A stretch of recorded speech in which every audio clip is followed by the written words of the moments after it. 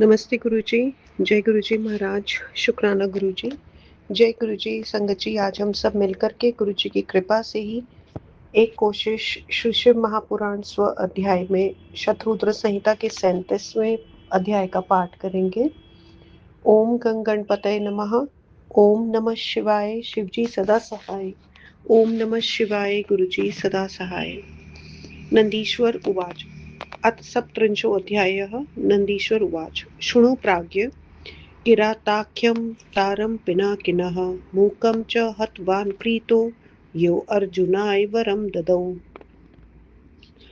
सुयोधनजितास्ते वै पाण्डवाः प्रवराश्च ते द्रौपद्या च तया साध्व्या दै दै दैवताख्यं वनमाययुः तत्रैव सूर्याय दत्तां वै स्थालीं चाश्रित्य ते तदा कालं च वाहयामासुः सुखेन किल पाण्डवाः छलार्थं प्रेरितस्तेन दुर्वासा मुनिपुङ्गवः सुयोधनेन विप्रेन्द्र पाण्डवान्तिकमादरात् छात्रैः स्वैर्वायुतैः सार्धं ययाचे तत्र तान् मुदा भोज्यं चिते स्थितं वै स तेभ्यश्चैव समागतः स्वीकृत्य पाण्डवैस्तै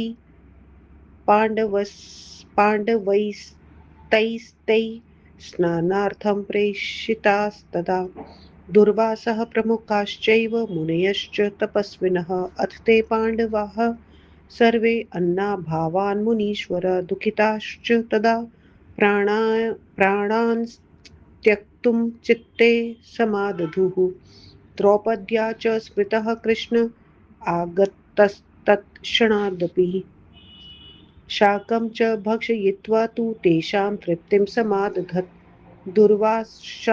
दुर्वासाश्च तदा शिष्यान् सतृप्ताज्ञात्वा ययौ पुनः पाण्डवाः कृच्छ्रनिर्मुक्ताः कृष्णस्य कृपया तदा अथ ते पाण्डवाः कृष्णं पप्रच्छुः किं भविष्यति बलवाञ्छत्रुरुत्पन्नः किं कार्य तद्वत् प्रभो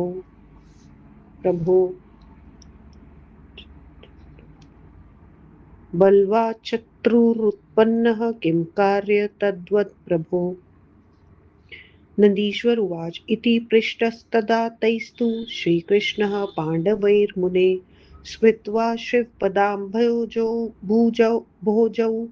पाण्डवानिदं ब्रवीत्। श्रीकृष्ण उवाच। श्रूयतां पाण्डवाः श्रेष्ठाः श्रुत्वा कर्तव्यमेव हि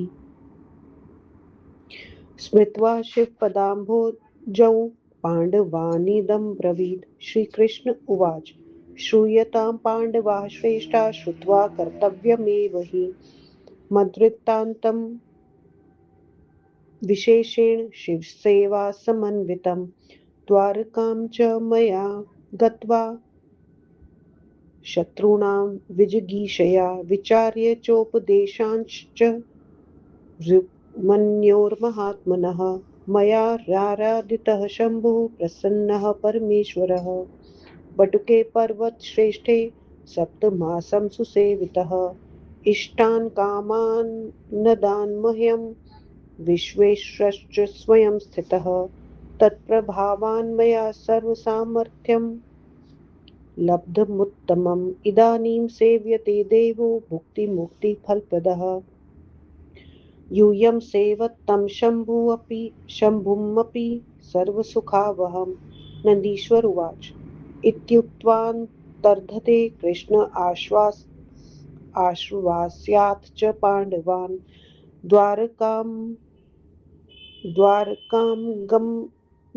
द्वारकागमच्छीघ्रं स्मरच्छिवपदाम्बुजं पाण्डवा अथ भिल्लं च प्रेषयामासुरोजसा गुणानां च परीक्षार्थं तस्य दुर्योधनस्य च सोऽपि सर्वं च तत्र दुर्योधनगुणोदयं समीचीनं च तज्ज्ञात्वा पुनः प्राप प्रभून् प्रति तदुक्तं ते निश्मयैवं दुःखं प्रापुर्मुनीश्वर। परस्परं समुचुस्ते पाण्डवा अतिदुःखिताः। किंकर्तव्यं कक गन्तव्यं स्माभिर्धुना युधि स्मर्ता अपि वै सर्वे सत्यपाशेन यन्त्रिताः। नन्दीश्वर उवाच एतस्मिन् समये व्यासो भस्मभूषितमस्तकः रुद्राक्षाभरणश्चाया जटाजूट जटाजूटविभूषितः पञ्चाक्षरं जपन् मन्त्रं क्षिप्रेम समाकुलः तेजसां च स्वयं राशिः साक्षार्धम् इवापरः। तं दृष्ट्वा ते तदा प्रीता उत्थाय पुरतः स्थिताः। दत्त्वासनं तदा तस्मै कुशाजिन् सुशोभितं तत्रोपविष्टं तं व्यासं पूजयन्ति स्म हर्षिताः। स्तुतिं च विविधां कृत्वा धन्याः स्म इति वादिनः। तपश्चैव सुसन्तप्तं दानानि विविधानि च तत्सर्वं सफलं जातं कृपास्ते दर्शनात् प्रभो। दुःखं च दूरतो जातं दर्शनाते पितामहः। दुष्टैश्चैव महादुःखं दत्तं नः क्रूरकर्मभिः। श्रीमतां दर्शने जाते दुःखं चैव गमिष्यति कदाचिन् गतं तत्र निश्चयोऽयं विचारितः। महात् मेहतामा मेहतामाश्रमे प्राप्ते समर्थे सर्वकर्मणि यदि दुःखं न गच्छेतु दैवे दैवमेवात्र कारणं निश्चयेनैव गच्छेतु दारिद्र्यं दुःखकारणं। महतां च स्वभावोऽयं कल्पवृक्षसमो मतः तद्गुणानेव गणयन् महतो वस्तुमात्रतः आश्रयस्य वशादेव पुंसो वै जायते प्रभो। लघुत्वं च महत्त्वं च नात्र कार्यया विचारणा उत्तमानां स्वभावोऽयं यद्दीन प्रतिपालनं रङ्कस्य लक्षणं लोके रीतिश्रेयस्करं मतं पुरोऽस्य परयत्नो वै सुजनानां च सेवनम् अतः परं च भाग्यं वै दोषश्चैव न दीयताम्। एतस्मात् कारणात् स्वामिन्स्तवीयो दृष्टो अशुभस्तदा त्वदागमनमात्रेण सन्तुष्टानि मनांसि नः दिशोपदेशं येनाशु दुःखं नष्टं भवेज्ञनः। नन्दीश्वर उवाच इत्येतद्वचनं श्रुत्वा पाण्डवानां महामुनिः प्रसन्नमानसो भूत्वा व्यासश्चैवाब्रवीदिदं हे पाण्डवाश्रश्च यूयं वै न कष्टं कर्तुमर्हत्। धन्याः स्तः कृतकृत्याः स्तः सत्यं नैव विलोपितं सुजनानां स्वभावोऽयं प्राणान्ते अपि सुशोभनः।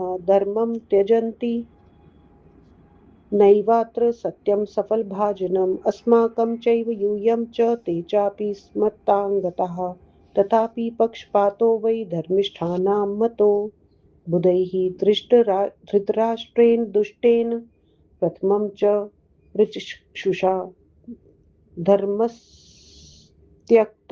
स्वयं लोभाद्युष्माकं राज्यमाहृतं तस्य यूयं च ते चापि पुत्रा एव न संशयः।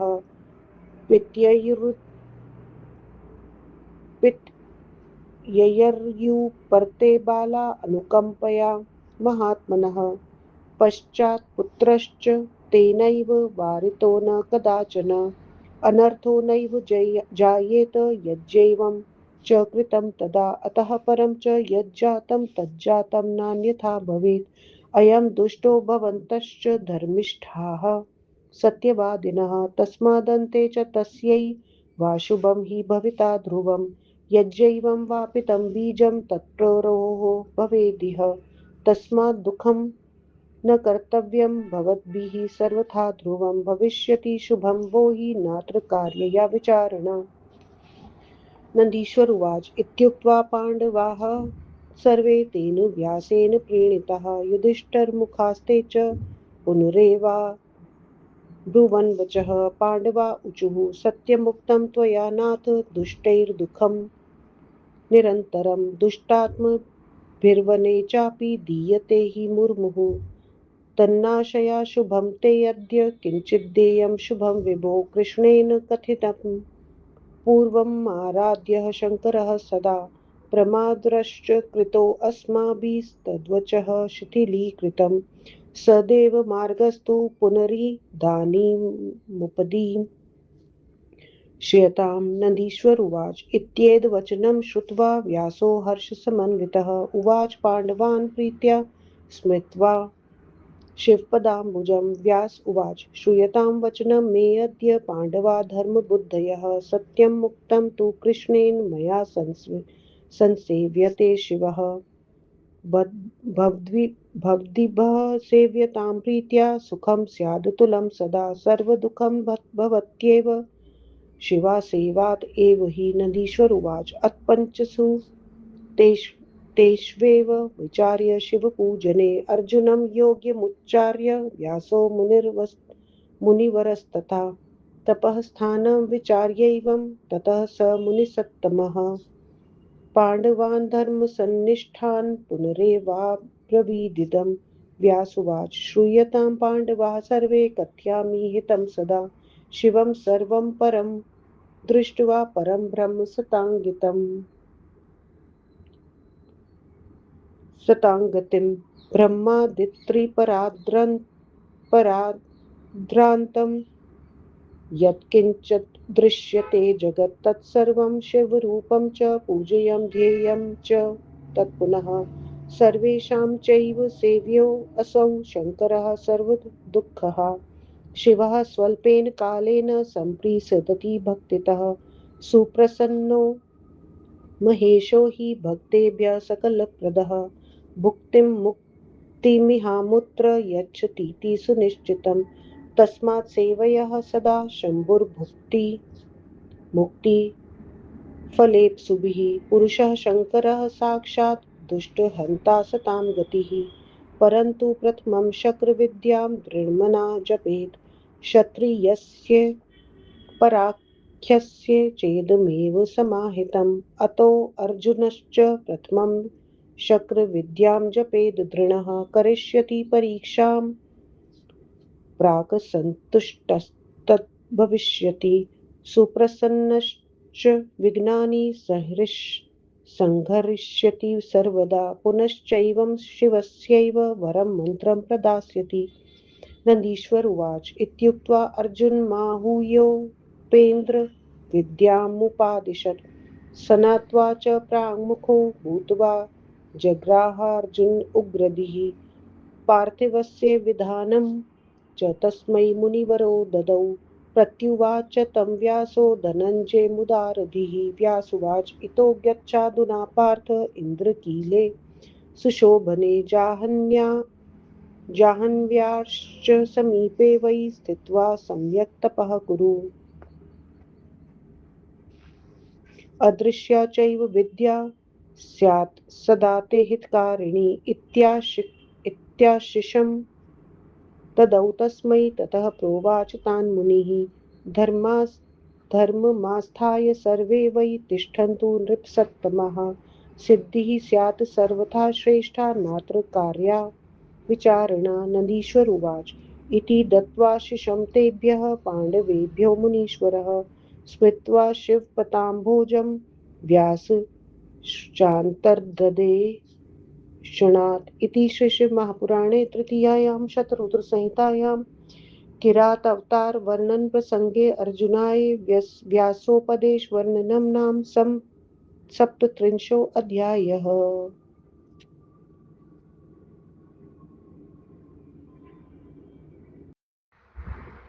व्याख्या नंदीश्वर ने कहा, हे प्राज्ञ, अब शिवजी के किरात नामक अवतार को सुनो, जिन्होंने प्रसन्न हो अर्जुन को वर दिया और मूक का वध किया। दुर्योधन द्वारा जुए में पराजित श्रेष्ठ पांडव जब द्रौपदी के साथ वन में चले आए, तब वहां उन्होंने सूर्य से प्राप्त बटलोई के सहारे अपना बहुत सा समय सुख से बिताया। हे विप्रवर, दुर्योधन ने कपट से दुर्वासा मुनि को आदर से पांडवों के पास भेजा। वे 10,000 विद्यार्थियों को लेकर वहां गए। उन्होंने पांडवों से इच्छानुसार भोजन मांगा। पांडवों ने उनकी आज्ञा को स्वीकार कर उन सभी शिष्यों सहित दुर्वासा मुनि को स्नान करने के लिए भेज दिया। हे मुनिवर, उसके बाद अन्न के अभाव से दुखी वे सभी पांडव प्राण छोड़ने के लिए तैयार हो गए। द्रौपदी ने श्री कृष्ण का स्मरण किया। वे उसी समय आ गए।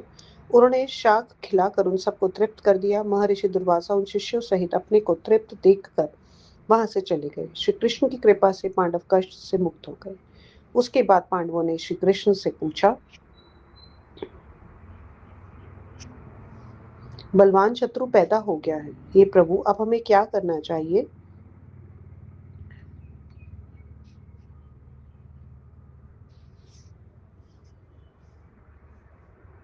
क्या करना चाहिए, कहिए। नंदीश्वर ने कहा, हे मुनि, पांडवों के ऐसा पूछने पर श्री कृष्ण ने शिव जी के चरण कमलों का ध्यान कर उनसे यह कहा। श्री कृष्ण ने कहा, हे श्रेष्ठ पांडवों, मेरे मत के अनुसार आपका कर्तव्य है कि आप सबको शिव जी की विशेष भक्ति करनी चाहिए। मैंने द्वारका जाकर अपने शत्रुओं को जीतने की इच्छा से और महात्मा उपमन्यु के उपदेशों का विचार कर मैंने 7 महीने तक उत्तम बटुक पर्वत में रहकर भगवान शिव जी की आराधना की। उन्होंने मेरे सभी मनोरथ पूर्ण किए। उन्हीं के प्रभाव से मैंने सभी उत्तम शक्तियां प्राप्त की। मैं अब भी उनकी सेवा करता हूँ। तुम भी भुक्ति मुक्ति को देने वाले तथा सभी प्रकार के सुखों को देने वाले शिव जी की सेवा करो। नंदीश्वर ने कहा। इस प्रकार श्री कृष्ण पांडवों को आश्वस्त करके वहां से अंतर ध्यान होकर शीघ्र शिव जी के चरण कमलों का ध्यान करते हुए द्वारका में चले गए। तब पांडवों ने दुर्योधन के गुणों तथा शक्ति की परीक्षा करने के लिए एक भील को भेजा। वह भी वहां जाकर दुर्योधन के गुण आदि को भली भांति मालूम कर पांडवों के पास लौट आया। ये मुनीश्वर उसके वचनों को सुनकर वे दुखी हुए और आपस में कहने लगे, यद्यपि सच्चाई रूपी पाश में बंधे हुए हम सभी समर्थ हैं, हमें क्या करना चाहिए और कहाँ जाना चाहिए? नंदीश्वर ने कहा, इसी समय ललाट पर भस्म लगाए, रुद्राक्ष धारण किए तथा जटाजूट धारण किए वेद व्यास जी वहां आए। शिव भक्ति से परिपूर्ण होकर पंचाक्षर मंत्र का जप करते हुए तेजस्वी साक्षात धर्म स्वरूप वाले व्यास जी को देखकर प्रसन्न होकर उठे और उन्हें कुश अजन युक्त आसन देकर सादर बिठाया। फिर उनके सामने वे सब बैठ गए। वहां बैठे हुए व्यास जी की उन्होंने प्रसन्न होकर पूजा की। फिर स्तुति करने लगे। बाद में उन्होंने कहा कि हम आपके आने से आज धन्य हुए हैं। हमने बहुत तप किया, अनेक दान भी दिए, वह सब आपके दर्शनों से आज सफल हो गया है। ये पितामह, आपके दर्शनों से हम लोगों का दुख दूर हो गया है। कुटिल व्यवहार वाले दुष्टों ने हमें बहुत दुख दिया। आपका दर्शन मिलने पर वह हमारा दुख दूर हुआ, जिसे हम सोच चुके थे कि अब यह दुख कभी दूर नहीं हो पाएगा। जो सब कुछ करने में समर्थ हैं, ऐसे बड़े लोगों के आश्रम में पहुंचने पर भी यदि दुख दूर नहीं होता, तब तो भाग्य ही कारण होता है। दुख का कारण यह हमारी दरिद्रता भी अब दूर हो जाएगी। बड़े लोगों का स्वभाव कल्प वृक्ष के समान होता है। हे प्रभु, उनके गुणों को ही महत्वपूर्ण वस्तु समझना चाहिए, जिनके आश्रय से मनुष्यों को वे गुण मिलते हैं। छोटे बड़े का विचार नहीं करना चाहिए। महान पुरुषों का यह स्वभाव होता है कि वे दीनों की रक्षा किया करते हैं। निर्धन का लक्षण अत्यंत कल्याणकारी माना गया है, क्योंकि निर्धन पुरुष सदा दूसरों की सेवा किया करता है। इसके आगे भाग्य है, उसे दोष नहीं देना चाहिए। अतः हे स्वामी, मैं आपके दर्शनों को कल्याणकारक मानता हूँ। आपके आने मात्र से हमारे मन प्रसन्न हो गए हैं। अब आप उपदेश दीजिए जिससे हमारा दुख दूर हो। नंदीश्वर ने कहा, पांडवों के इन वचनों को सुनकर महामुनि व्यास प्रसन्न होकर कहने लगे, हे पांडवों, तुम मन को दुखी मत करो।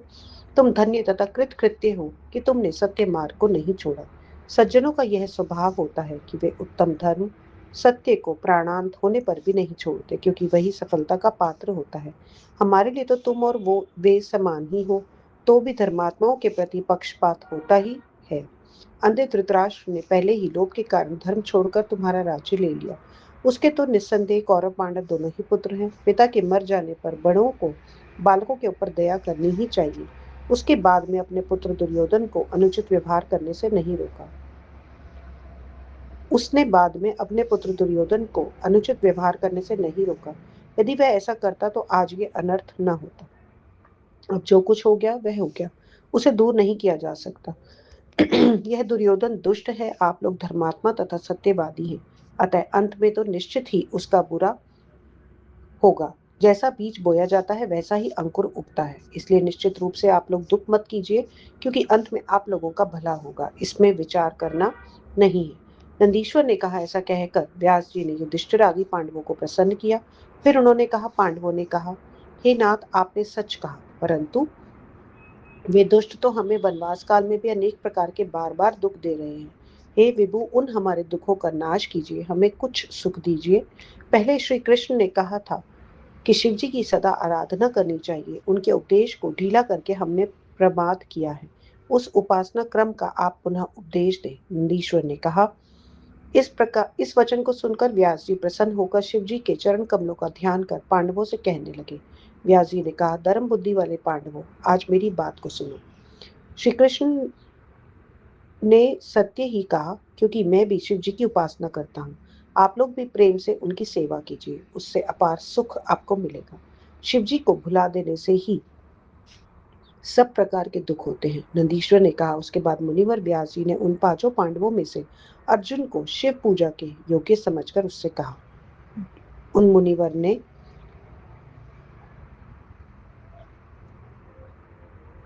तप करने के योग्य अर्जुन को समझकर धर्मात्मा पांडवों से फिर इस प्रकार वे कहने लगे। व्यास जी ने कहा, हे पांडवों, तुम सब सुनो, मैं तुम्हारे हित की बात कहता हूँ। सज्जनों के आश्रय सबसे श्रेष्ठ पर ब्रह्म रूप शिव जी को देखकर ब्रह्मा से लेकर त्रिपुरार्थ संख्या तक जितना संसार दिखलाई देता है वह सब शिव रूप है, अतः पूजने तथा ध्यान करने योग्य है। ये शिव सबके सेवनीय है, ये सभी दुखों का नाश करते हैं। शिव जी थोड़ी भक्ति से भी प्रसन्न हो जाते हैं।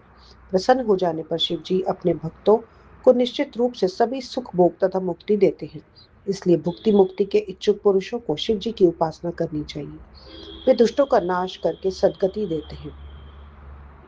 परंतु सबसे पहले स्थिर चित होकर शक्र विद्या का जप क्षत्रिय को करना चाहिए। क्षत्रिय के लिए आरंभ में यही श्रेष्ठ है, इसलिए दृढ़ चित होकर सबसे पहले शक्र विद्या का जप करें। वे सबसे पहले परीक्षा लेंगे, तब वे देवराज इंद्र प्रसन्न होंगे। वे इंद्रदेव प्रसन्न होकर विघ्नों का नाश करेंगे और शिव के उत्तम मंत्र का उपदेश करेंगे। नंदीश्वर ने कहा। इतना कहकर स्नान कराकर पूर्वाभिमुख अर्जुन को बुलाकर इंद्र संबंधी विद्या का उसे उपदेश दिया और तीक्ष्ण बुद्धि वाले अर्जुन ने उसे ग्रहण किया। मुनिवर ने पार्थिव पूजा की विधि भी उसे बतलाई। तब उदार बुद्धि वाले व्यास जी ने अर्जुन से कहा। व्यास जी ने कहा, हे अर्जुन, अब तुम यहाँ से गंगा के तट पर स्थित इंद्रकील पर्वत के समीप जाकर उचित विधि से तप करो। यह अदृश्य विद्या सदा तुम्हारा हित करेगी। इस प्रकार आशीर्वाद देकर उन्होंने पांडवों से कहा, हे राजाओं, तुम सब अपने धर्म में स्थिर रहो, तुम्हें उत्तम सिद्धि मिलेगी, इसमें संदेह नहीं। नंदीश्वर ने कहा। मुनिवर ने इस प्रकार पांडवों को आशीर्वाद दिया और शिव जी के चरण कमलों का ध्यान कर वे अंतर ध्यान हो गए। इस प्रकार परमाश्वर पंडित तारादत्त त्रिपाठी के पुत्र डॉक्टर ब्रह्मानंद त्रिपाठी द्वारा रचित शिवाटी का टिप्पणी आदि से सम्मिलित शिव महापुराण में किरावतार प्रसंग में व्यासोपदेश वर्णन नामक 37वां अध्याय समाप्त। ओम नमः शिवाय। शिवजी सदा सहाय। ओम नमः शिवाय। गुरुजी सदा सहाय। आज का सारा पाठ सेवा गुरु महाराज आपके श्री चरणों में मालिक स्वीकार करना गुरुजी। जय गुरुजी। शुक्राना गुरुजी।